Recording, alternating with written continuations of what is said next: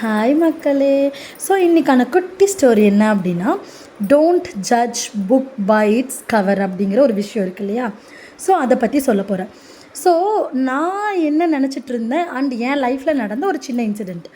நான் காலேஜ் போயிட்டு இருந்த டைமில் எனக்கு ஒரு கசின் இருக்காங்க. என் கசின் கூட இருந்த ஒரு ஃப்ரெண்ட் இருக்காங்க. ஸோ காலேஜ் போகிற டைமில் பஸ் ஸ்டாண்டில் பஸ்ஸுக்காக வெயிட் பண்ணிகிட்ருப்பேன். ஸோ இந்த பக்கம் நான் வெயிட் பண்ணிட்டுருப்பேன், பஸ் இப்படி போயிட்டுருக்கும். அப்போது என்னோடய கசின் போகிற அந்த காலேஜ் பஸ்ஸில் வந்துட்டு இன்னொரு பர்சன் இருப்பாங்க. என் கசினோட சீட்லேருந்து 2 சீட் தள்ளி இருப்பாங்க. ஸோ கசின் டாட்டா காமிச்சிட்டு போவார்.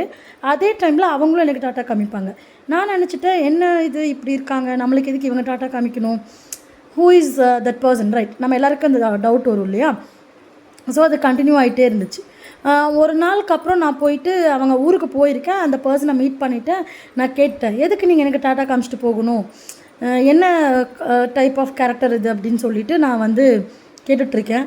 அவங்க வந்து பேசுகிற விதம் அண்ட் என்கிட்ட பழகின விதம் எல்லாமே எப்படி இருந்துச்சுன்னா, ஒரு நல்ல ஃப்ரெண்டு. என் கசினை விட எனக்கு அவங்க ரொம்ப க்ளோஸ் ஆகிட்டாங்க. ஸோ அப்போ தான் நினச்சிட்டேன், என்னோடய மைண்ட் செட் எவ்வளோ சீப்பாக இருந்திருக்கு, நான் எவ்வளோ தப்பாக நினச்சிருக்கேன் ஒரு பர்சனை அப்படிங்கிறது.